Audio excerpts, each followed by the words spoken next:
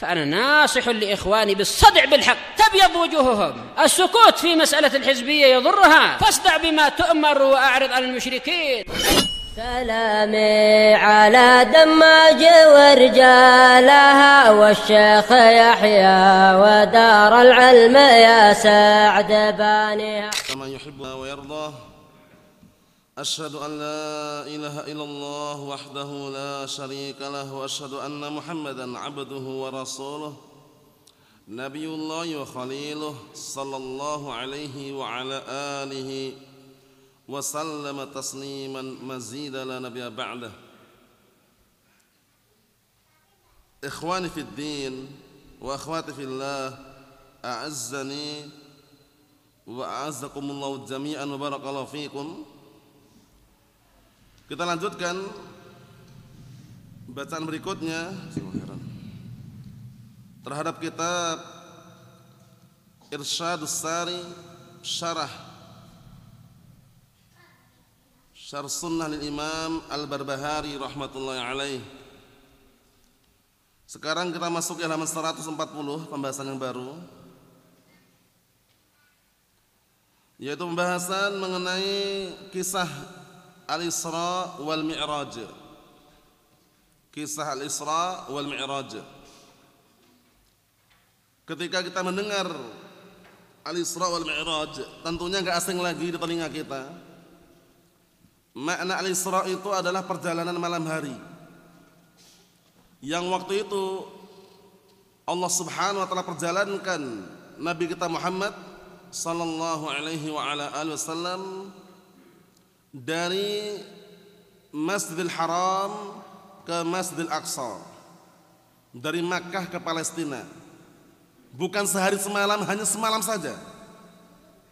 Pendapat yang kuat, beliau berjalan di malam hari tersebut dengan jasadnya dan rohnya, bukan mimpi semalam loh ya. Naam, mengendarai kendaraan yang kalau zaman sekarang ini enggak ada yang bisa menandinginya. Paham ya? Yaitu al-buraq, kendaraannya buraq. Buraq ini bukan semacam mobil yang ada mesinnya itu ya, hewan. Disebutkan dalam riwayat yang sahihah, buraq ini bentuknya adalah fauqal himar dunal baghl. Bentuknya itu dia lebih besar daripada keledai, tapi dia lebih kecil daripada baghl. Baghl ini, na'am barakallahu fik, hewan hasil daripada perkawinan antara kuda dan keledai. Namanya lahirlah namanya baghl ini.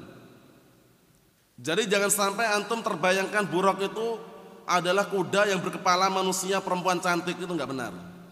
Dulu mungkin seperti itu ya, viral di masyarakat biasanya. Gambar buraq itu gambarnya perempuan cantik, rambutnya panjang, bawa mahkota, badannya badan kuda, itu enggak benar.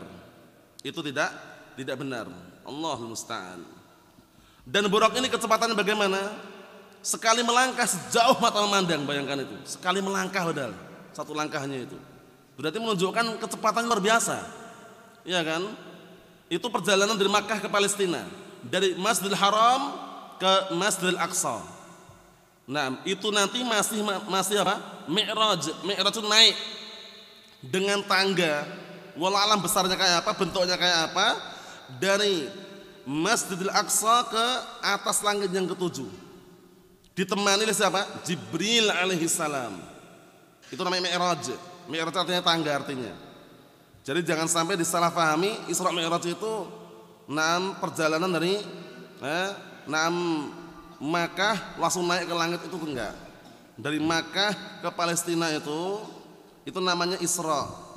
Mi'raj naik dari Masjidil Aqsa ke mana? Ke atas langit yang ketujuh. Itu namanya Mi'raj. Mafhum? Kita lihat dulu biar tambah jelas. Qala al-Imam Al-Barbahari rahimahullah, matannya itu, wal imanu bi anna Rasulullah sallallahu alaihi wasallam usriya bihi ila as-sama wa sara ila al-'arsy. Dan beriman bahwasanya Rasulullah SAW itu diperjalankan di malam hari. Artinya ya, malam hari. Bukan sehari semalam, hanya semalam aja. Luar biasa kecepatannya. Makanya orang-orang kufar Quraisy ketika mendapat kabar bahwasanya beliau sudah dari Makkah Palestina, Palestina Makkah itu pun sudah naik ke atas langit yang ketujuh dalam semalam, itu mereka nggak percaya, nggak mungkin gitu loh. Zaman waktu itu perjalanan secepat itu. Tapi nanti kita lihat penjelasannya. Termasuk keyakinan Ahlus Sunnah wal Jamaah mengimani bahwasanya Rasulullah SAW diperjalankan di malam hari ke langit, sampai ke langit maksudnya. Wa illa perjalanannya prosesnya dari Makkah ke Palestina, Palestina baru naik ke atas langit. Mafhum? Wasara ila arsh, bahkan menjadi sampai di atas arsh. Wallahu alam. Arsh ini maksudnya adalah apa, barakallahu fiik, di atas langit yang ketujuh. Jadi nanti kita lihat penjelasannya nanti. Wa sami'a kalam Allah, dari sana Rasulullah SAW mendengar ucapan Allah Ta'ala. Wa dakhalal jannata wa tala'a fin nar, dan beliau masuk ke dalam surga dan melihat isi neraka. Wa ra'al malaikah, dan sana juga melihat para malaikat. Di mana itu? Di Baitul Ma'mur. Baitul Ma'mur itu semacam rumah yang senantiasa dimakmurkan dan beribadah di atas langit yang ketujuh. Itu setiap harinya ada 70.000 malaikat masuk, yang udah masuk itu nggak keluar lagi. Terus menunjukkan bahwasanya jumlah para malaikat itu banyak sekali. Wa ma ya'lamu junuda rabbika illahu, dan tidak ada yang mengetahui tentang Rabbmu, yaitu para malaikat, kecuali Allah Subhanahu wa taala. Jumlahnya enggak ada yang tahu. Wa sami'a kalam Allah azza wa jalla, dan di sana juga mendengar ucapan Allah Subhanahu wa taala. Wa basyaratna bihil anbiya, dan juga para nabi memberikan kabar gembira dengannya. Karena nanti di langit yang pertama, kedua, ketiga, keempat sampai ketujuh itu disambut oleh apa? Para nabi yang ada di situ. Mafhum? Nah, kita lihat wara'a surah 6 suradiqatul arsh wal kursi, dan juga melihat semacam suradiqat itu khaimah, semacam apa? Semacam tenda-tenda yang ada di arsy tersebut, dan juga kursi. Wa jami' ma fis samawat fil yaqdah, dan juga melihat apa yang seluruh yang ada di langit fil yaqdah, dalam keadaan beliau sadar jasad dan ruhnya, bukan mimpi loh ya.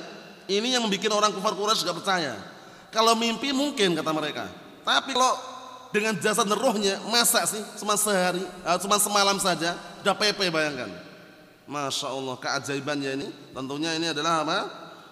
Menunjukkan kebesaran Allah Subhanahu wa taala yang Allah telah berikan kepada hambanya yang Allah telah kehendaki. Hamalahu Jibril al-buraq hatta adarahu fis samawat. Jibril alaihissalam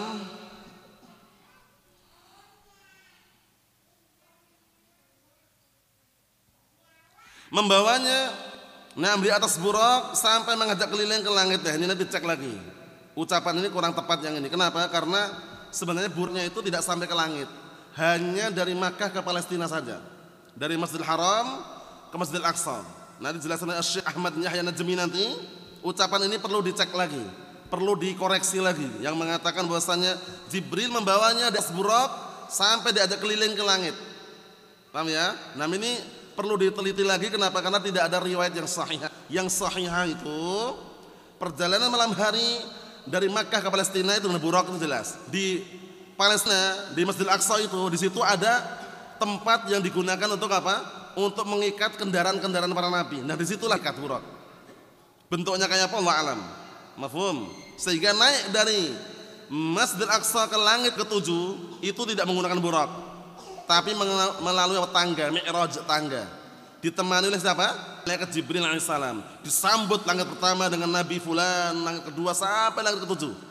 Para nabi menyambutnya. Nanti kita lihat kisahnya. Wa furidat alaihi salawatul khams tilka lailah sahih, dan diwajibkan salat waktu di malam tersebut. Awal permulaannya berapa yang disodorkan di awal permulaan? 50. Akhirnya Rasulullah turun ke langit yang ke-6, ketemu Nabi Musa alaihissalam. Nabi Musa alaihissalam mengatakan, umatmu gak akan mampu, minta keringanan. Akhirnya sampai diberi keringanan dalam sehari semalam cuman 5 yang tidak sholat, ya enggak? Kalaupun sholat berling, tahu berling? Kalau kober dan kalau eling, istilah orang awam seperti itu. Sudah 5 loh ya, padahal 5 ini khamsun wa khamsun. 5 kali dalam sehari semalam ini pahalanya seperti yang 50 kali tadi, bayangkan. Itu pun banyak orang yang mager, tahu mager? Malas gerak atau geram, gerak lambat, ya kan? Rumahnya dekat dengan masjid, melangkahkan kakinya ke masjid aja malas. Padahal sudah dikasih keringanan ya. Coba kalau masih 50, coba bayangkan. tentunya tambah berat lagi. Ini 5 kali dalam sehari semalam. Allah musta'an. Berarti yang menggerakkan itu kekuatan bukan badannya, itu kekuatan imannya. Kekuatan imannya. Kita lihat di sini barakallahu fiik. Wa raja'a ila Makkah lailatahu, dan kembali ke Mekah di malam itu juga. Wa dzalika qabla hijrah. Ini semua terjadi sebelum hijrah. Sebelum hijrah di Makkah ke mana? Ke Madinah. Mafhum? Kita lihat penjelasannya biar tambah jelas. Qala Asy-Syaikh Ahmad bin Yahya An-Najmi asbahullah, al-iman bi anna Rasulullah sallallahu syaqqa sadruhu. Ini juga harus kita imani. Beriman bahwasanya Rasulullah SAW waktu itu pernah dibelah dadanya. Dibelah dadanya. Wa ukhrija minhu hadzul syaitan. Kemudian dikeluarkan darinya yang ada bagian syaitan, maksudnya bagian syaitan yang senantiasa mengganggu dikeluarkan. Dari hatinya dibersihkan, dicuci. Wa muni'a imanan wa hikmatan, kemudian penuhi dengan keimanan dan hikmah. Faham? Wa asra bihi Jibril al buraq, kemudian Jibril mengajak Nabi kita Muhammad sallallahu alaihi wasallam berjalan di malam hari di atas buraq. Buraq, ingat ya, buraq ini kendaraan tidak bermesin seperti mesin mobil-mobil ini ya.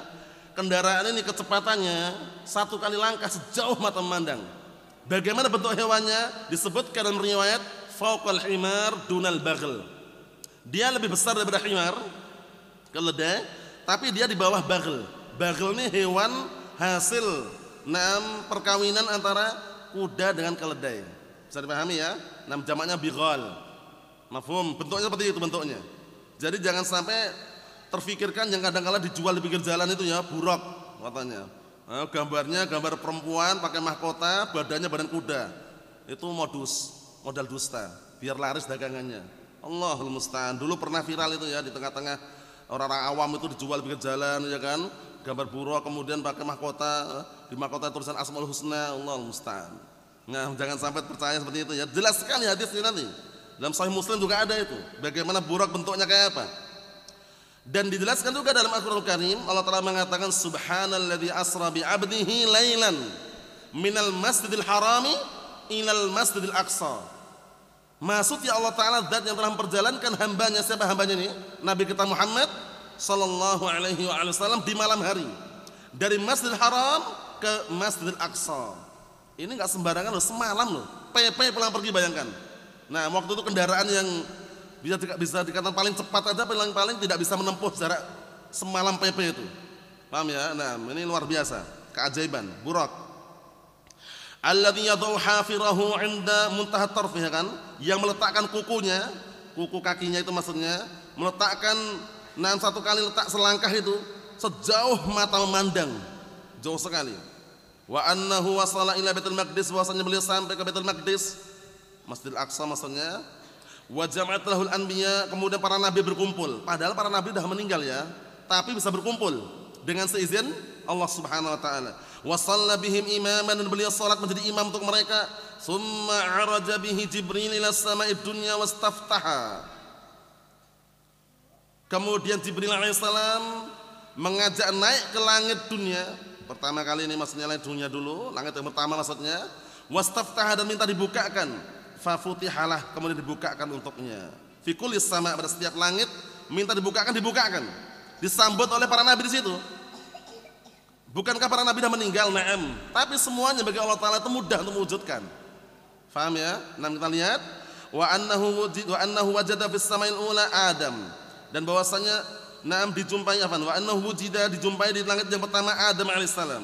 Wa fis sama'il tsaniyah, di langit yang kedua Yahya wa Isa, Yahya dan Isa. Wa fis sama'il tsalisah, di langit yang ketiga Yusuf alaihissalam. Wa fis sama'il rabi'ah, di langit yang keempat Harun. Wa fis sama'il khamisah, di langit yang kelima Idris. Wa fis sama'il sadisah, di langit yang keenam Ibrahim. Wa fis sama'il sabi'ah Musa. Ini ada riwayat terbalik. Ada riwayat yang dibalik, dalam artian ada yang menyebutkan langit yang keenam itu Ibrahim, langit yang ketujuh itu Musa. Wa fi riwayah bi aks dzalik, ya kan? Di dalam riwayat dibalik. Fi haqqi Ibrahim Musa. Langit keenam itu Musa, langit ketujuh Ibrahim. Dan itu nanti kuat riwayat yang itu, karena sebutkan dalam riwayat itu kisahnya ketika Rasulullah SAW diwajibkan sholat 50 kali dalam sehari semalam, itu kan berat.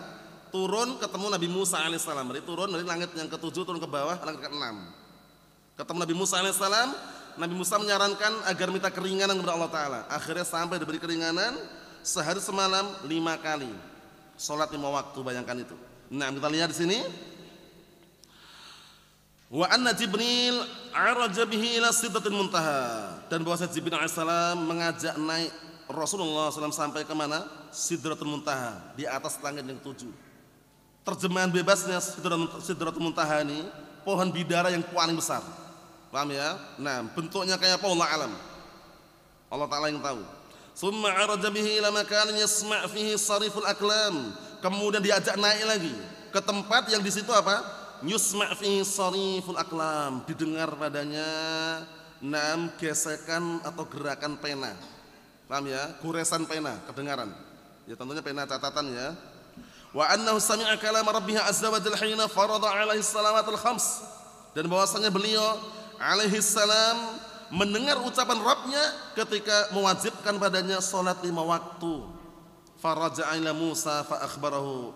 Kemudian beliau kembali kepada Nabi Musa dan mengkabarkannya. Faqal, akhirnya Musa alaihi salam mengatakan, irji' ila rabbik. Kembali kamu kepada Rabbmu. Fas'alhu, mintalah kepada Allah Ta'ala at-takhfif, keringanan. Karena 50 kali, bayangkan 50 kali dalam sehari semalam. Tentunya berat kan.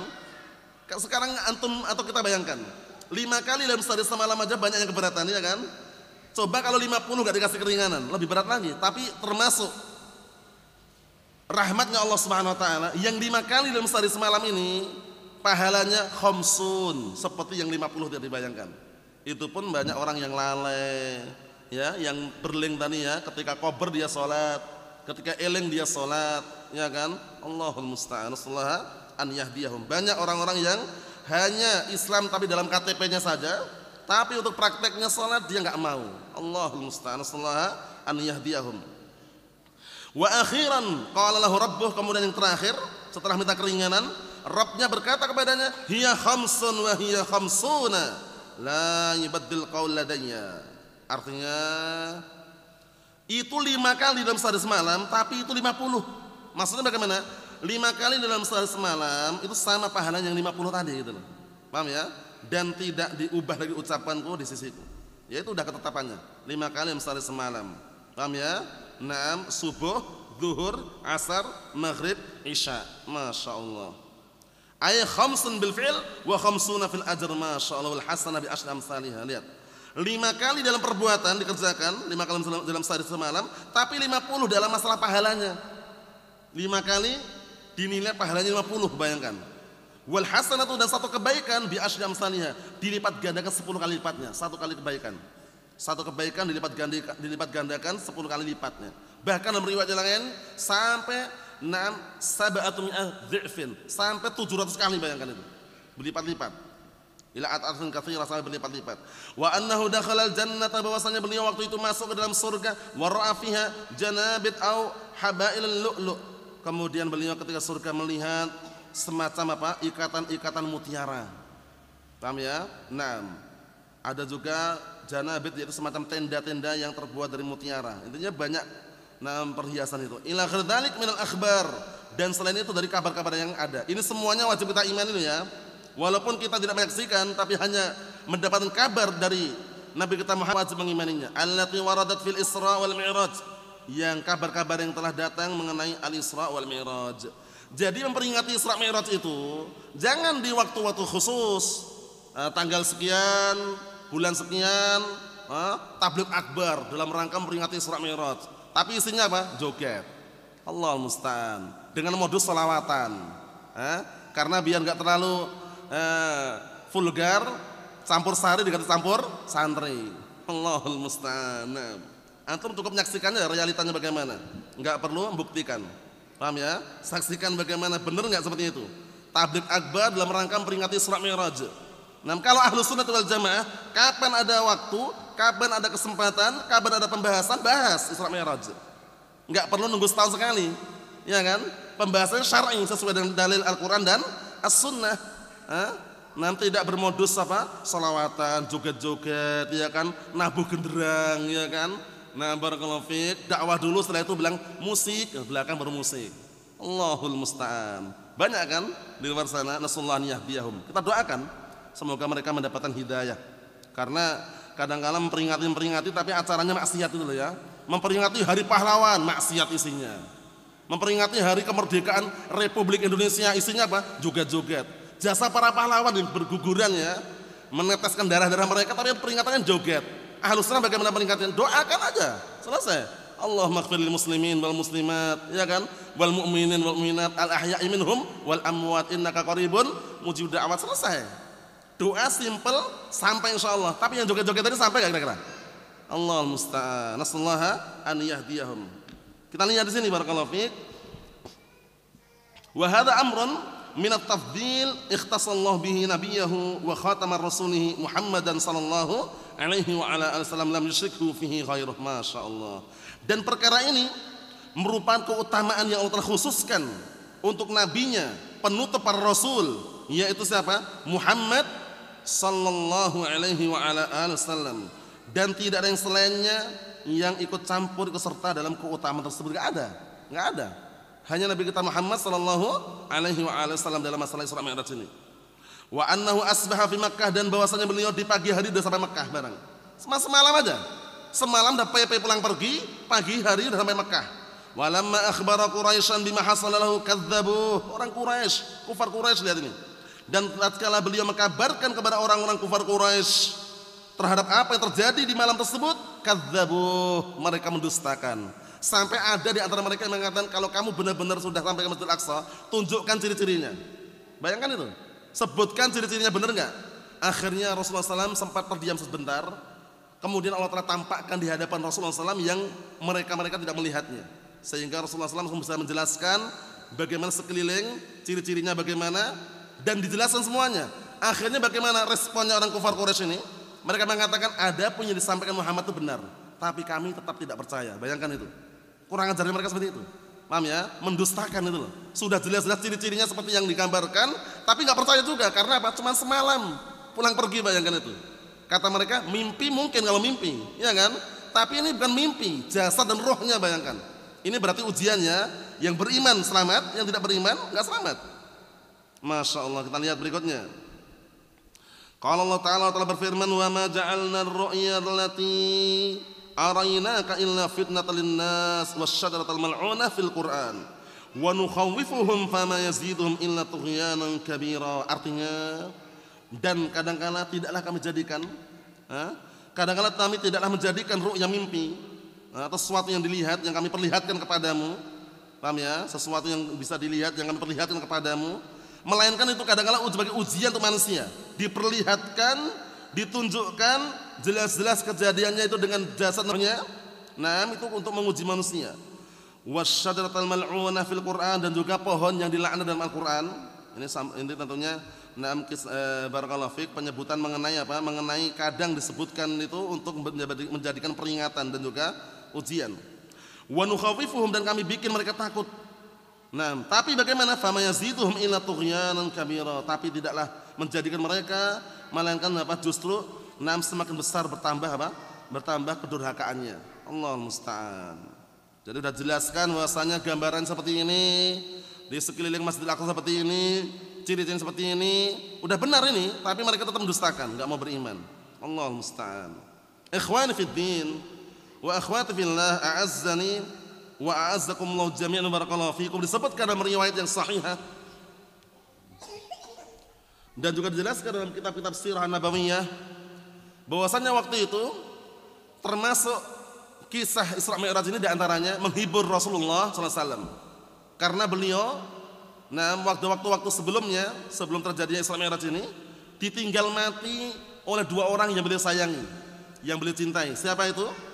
Pertama, istri beliau Khadijah bintu Khuwailid radhiyallahu anha. Yang kedua, paman beliau Abu Talib. Karena beliau sangat sayang. Nah, walaupun Abu Talib ini kafir, tapi beliau sangat sayang. Dan bahkan pengen sekali agar beliau ini, agar apa? Agar pamannya Abu Talib ini ketika akhir kehidupannya itu melafadzkan kalimat la ilaha illallah, sayangnya Rasulullah SAW kepada pamannya tadi. Tapi Allah Ta'ala kehendaki lain.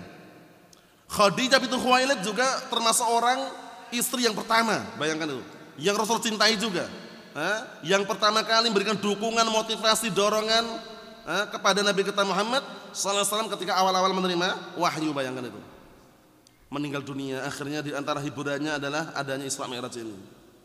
Mafhum? Kita lihat lagi. Amma qaulul mu'allif hamalahu Jibril 'alal buraq hatta adarahu fis samawat. Ini yang dikritik tadi. Kata Syekh Ahmad bin Yahya Najmi, adapun ucapan mu'allif, ucapan Al-Imam Al-Barbahari, Jibril membawa Rasulullah SAW di atas buraq hingga diajak berputar berkeliling di langit. Fahadha fihi nadhar. Ini perlu dicek lagi. Kenapa dicek? Karena buraqnya itu tidak sampai ke atas langit. Pendapat yang kuat sesuai dengan riwayat yang ada. Sampai mana? Hanya sampai dari Makkah ke Palestina saja. Dari Masjidil Haram ke mana? Masjid Aqsa. Di sana nanti ada tempat di luar masjid itu ada tempat yang digunakan untuk mengikat kendaraan para nabi. Bentuknya kayak apa? Wallahu alam. Disitulah buraqnya diikat. Mafhum? Tapi kalau antum perhatikan kalam Al-Imam Al-Barbahari, seakan-akan sampai ke langit kan? Nah, makanya kata Syekh Ahmad bin Yahya Najmi, fahadha fi nadhar. Ini ucapan ini perlu dicek lagi, perlu diteliti, ditelaah lagi. Kenapa? Itlam yahmilhu 'alal buraq illa hina sara ila Baitul Maqdis. Masyaallah, penjelasannya bagus ini. Dikarenakan Jibril alaihissalam tidak membawa Rasulullah SAW di atas buraq kecuali ketika berjalan ke Baitul Maqdis saja. Sampai situ aja sudah. Jadi pahami ya? Adapun dari Baitul Maqdis ke atas langit yang ketujuh dengan tangga. Mi'raj, tangga artinya. Mafhum? Naam, itu pendapat yang kuat. Amma 'inda 'urujihi min Baitul Maqdis ila sama, adapun naiknya dari Baitul Maqdis ke langit, fadh-dhahir, maka yang nampak lahiriahnya annahu kana fil mi'raj, bahwasanya waktu beliau berada pada mi'raj, tangga. Mi'raj itu tangga, sulam. Walaysa 'alal buraq, bukan di atas buraq, kama qala al-mu'allif yarhamuhullahu bila taufik, sebagaimana ucapan mu'allif, semoga Allah telah merahmati beliau. Ingat-ingatnya buraq hewan atau bukan? Hewan. Bentuknya bagaimana? Fauqal himar dunal baghl. Bentuknya dia itu lebih besar daripada himar dan dia itu lebih kecil daripada baghl. Baghlun apa baghlun itu? Hewan hasil perkawinan antara antara kuda dengan keledai. Mafhum? Nah, barakallahu fiik. Itulah bentuk buraq. Kecepatannya bagaimana? Satu langkah itu sejauh mata memandang. Paham ya? Nah, menunjukkan bahwasanya ketika letakkan kukunya, kuku kaki itu, letakkan satu langkah itu sejauh mata memandang. Masya Allah. Ikhwan fid din, a'azzani wa a'azzakumullahu jami'an, barakallahu fikum. Kita ambil satu lagi. Qala al-Imam Al-Barbahari rahimahullah mengenai ruhnya para syuhada. Para syuhada yang diinginkan di sini adalah orang-orang yang meninggal di medan peperangan. Karena syahid, mereka menjelaskan ada berapa? 2. Syahid ada berapa? Ada 2. Yang pertama syahid hukmi, yang kedua syahid hakiki. Syahid hakiki itu adalah orang yang mati di medan peperangan, melawan musuh, berperang, mati syahid. Itu syahid hakiki. Syahid hakiki ini enggak perlu dikafani lagi, enggak perlu dimandikan, disolatkan. Ada yang disolatkan, ada yang langsung dikuburkan dengan pakaiannya itu. Paham ya? Beda dengan syahid hukmi. Kalau syahid hukmi ini orang yang meninggal tenggelam, karena kebakaran, karena terkena runtuhan bangunan, sakit perut. Paham ya? Itu semuanya syahid hukmi. Kalau syahid hukmi diperlakukan sebagaimana jenazah yang lainnya. Dimandikan, dikafani, sholatkan, baru dimakamkan. Beda ya? Nah, jadi kalau antum atau kita minta agar diwafatkan dalam kondisi mati syahid, tentunya syahid yang yang hakiki. Paham ya? Adapun Allah takdirkan ketika kecelakaan, naudzubillah min dzalik ya, misalkan terkena runtuhan bangunan, tenggelam, terbakar, itu mati syahidnya syahid hukmi. Dihukum mati syahid. Bisa dipahami insyaallah ya? Naam. Tapi kita enggak boleh minta mati syahid yang hukmi ini, enggak boleh. Karena kalau minta agar mati syahid yang hukmi ini berarti seakan-akan minta sesuatu yang jelek itu loh. Ya Allah, wafatkan aku dalam keadaan tenggelam, kan jelek. Ya kan? Tapi kalau ditakdirkan ternyata dia meninggal dalam keadaan tenggelam, mati syahid. Mafhum? Naam. Kita lihat. Qala al-Imam Al-Barbahari rahimahullah, i'lam anna arwah asy-syuhada fi hawasil tayrin hudrin. Ketahuilah bahwasannya roh-roh para syuhada mereka itu berada pada hawasil. Sebutkan bawah nanti. Hawasil itu maknanya apa? Nah, barakallahu fiik. Mereka itu berada di 6 tempat yang nyaman, yang tenang, beterbangan di tempat-tempat yang hijau. Paham ya? Tentunya di akhirat ya. Tasrah fil jannah, terbang di surga. Wa ta'wi ila qanadil tahtal arsy, dan kemudian berlindung di bawah apa? Dilindung kepada qanadil. Qanadil itu adalah cahaya yang memancar di bawah arsy. Itu ruhnya para syuhada. Masya Allah. Wa arwahul fujjar al-kuffar fi bi'rin burhut. Al-barhut. Burhut atau barhut. Wa hiya fi sijjin. Ada rohnya orang-orang yang jahat, orang-orang kafir berada di sumur berhut ini. Ya, yang mana letaknya di tempat apa? Sijjin. Sijjin itu tempat yang sempit. Jelaskan nanti. Sijjin tempat yang sempit, yang terletak di bawah bumi. Walau alam bumi yang berapa enggak jelaskan. Yang jelas itu apa? Hinaan untuk orang-orang kufar, ruh mereka berada di situ. Wal'iyadzubillah. Mafhum? Sekedar mengingatkan bahwasanya yang namanya mati syahid ini tentunya kematian yang luar biasa dan mulia. Zahirnya dia mati terbunuh, tapi disebutkan dalam ayat yang mulia dalam Al-Qur'an Karim, mereka itu sebenarnya apa? Ahya. Wa hum ahya. Mereka itu hidup sebenarnya. Di mana? Di sisi Allah Ta'ala, diberi rezeki Allah Ta'ala. Makanya kadang-kala dijumpai beberapa keajaiban. Orang yang terbunuh dalam medan peperangan digali kuburannya masih utuh.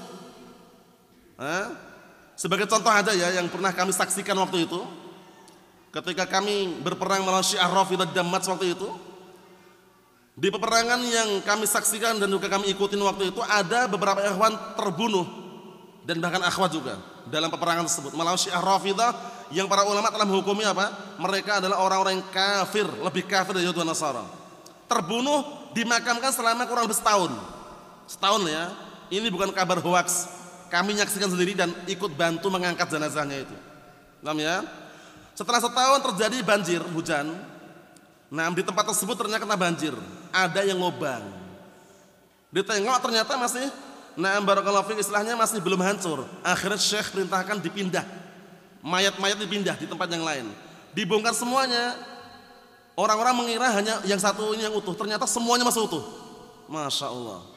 Dan ini bukan hoax ya, ini kabar yang nyata, fakta dan realita waktu itu. Dan kita berharap semoga mereka syuhada, mati syahid.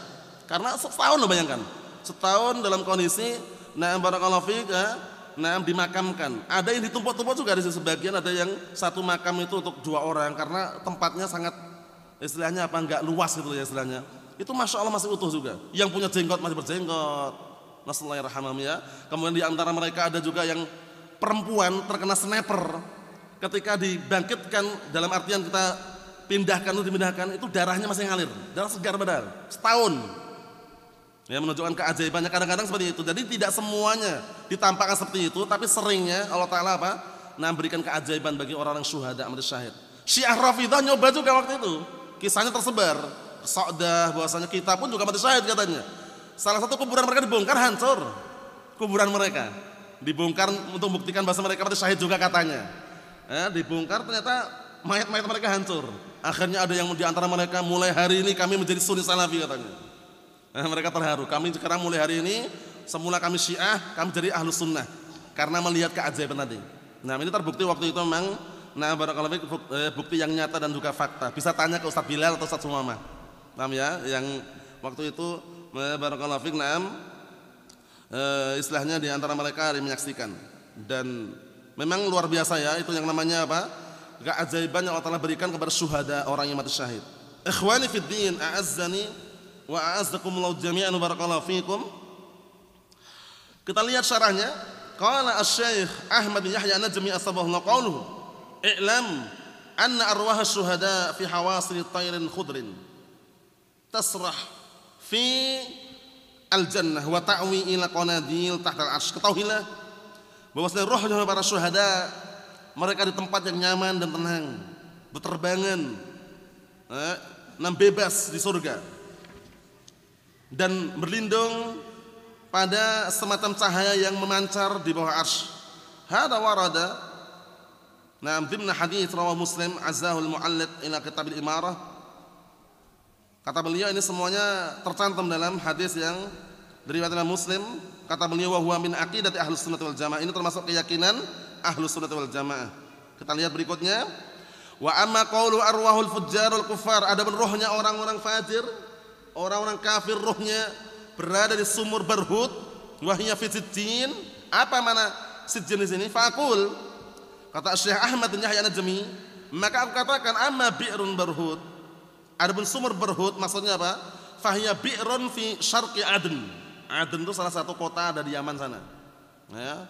Nah, pesisir dekat laut dia. Paham ya? Aden, Hadramaut, Hudaidah ini semuanya pesisir dekat laut semuanya, pinggiran laut. Paham ya? Yang mana berhut ini salah satu sumur yang ada di bagian timur Aden. Bainaha wa baina Hadramaut, ya, yang terletak antara apa? Antara kota Aden antara apa? Kota Hadramaut. Wal qaul bi anna arwahal fujjar wal kuffar tajma' fiha. Adapun pendapat yang mengatakan roh-roh orang kafir, rohnya orang yang jahat dikumpulkan di situ, tajma' fiha dikumpulkan di situ, hadza laisa ali dalil sahih. Di sini tidak ada dalil yang sahih. Ya mungkin ini riwayat atau kalam saja. Paham ya? Jadi yang mengatakan semua rohnya orang kufar, rohnya orang-orang fujjar dikumpulkan di sumur berhut tadi, ya barakallahu fiik, itu tidak ada dalil yang sahih. Walakin warada asarun fi sanadihi majhul, tapi datang asar ternyata di sanadnya ada seorang perawi majhul. Ya, imam majhulnya ini ada ihtimal imam majhul ain atau majhul hal. Intinya enggak dikenal. Paham ya? Dan biasanya kalau majhul ini ciri khas hadis dhaif. Kalau seorang perawi disifati majhul. An Abdullah bin Amr radhiyallahu anhuma, dzakar dzalika al-mu'alliq, disebutkan oleh barakallahu fik al-mu'alliq. Qultu, aku katakan was sahih. Adapun yang sahih ma akhbar Allah azza wa jalla fi kitabih fi suratil Mutaffifin. Yang sahih adalah sebagaimana Allah kabarkan di dalam kitabnya Al-Qur'an di dalam surah Al-Mutaffifin, kalla inna kitabal fujjari la fi sijjin. Sekali-kali tidak, sesungguh-sungguh. Kitabnya orang-orang kufar, maksudnya itu catatan-catatan amalannya itu semuanya.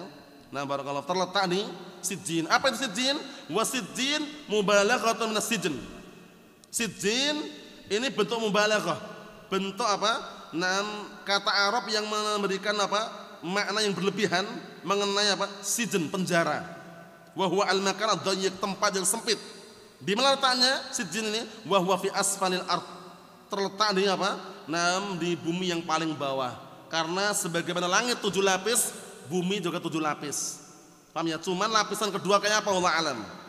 Gak ada yang tahu ya. Jangan pernah bayangkan lapisan bumi yang kedua kayak gini, makhluknya sama seperti kita nggak bisa memastikan.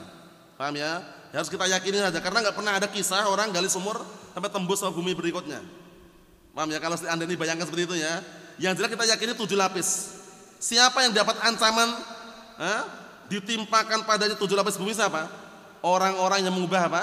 Orang-orang yang mengubah batas tanah. Ngambil tanah orang lain tanpa apa? Tanpa hak. Itu ancamannya apa ancamannya? Ditimpakan 7 lapis bumi. Man akhadha shibran minal ardi dzulma tawaqahu Allah yaumil qiyamah min sabil aradin. Barang siapa yang mengambil sejengkal tanah, sejengkal ya. Dengan cara kedzaliman, nanti dari kiamat akan ditimpakan 7 lapis bumi kepada orang tadi itu. Ngeri atau tidak? Ngeri. 1 lapis saja kita nggak tahu sampai mana. Itu 7 lapis. Makanya hati-hati masalah tanah sengketa itu, hati-hati. Karena banyak kan di luar mafia tanah, banyak kan, sertifikat palsu ya kan. Sejengkal kalau di kota udah mahal ya kan, sejengkal.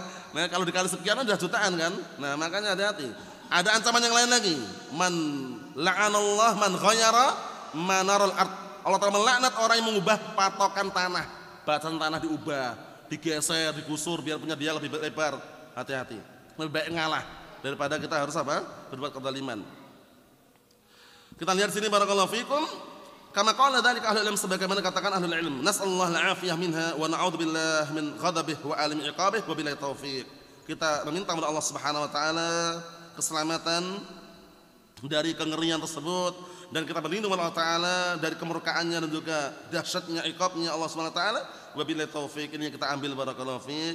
Yang berikutnya insyaallah pada pertemuan yang akan datang mengenai pembahasan yang baru yang berkaitan masalah bahwasannya mayit nanti barakallahu fiik di kuburannya akan didatangi oleh 2 malaikat Munkar dan Nakir, ditanyain Apa pertanyaannya yang masyhur dikenal dengan fitnatul qabr itu?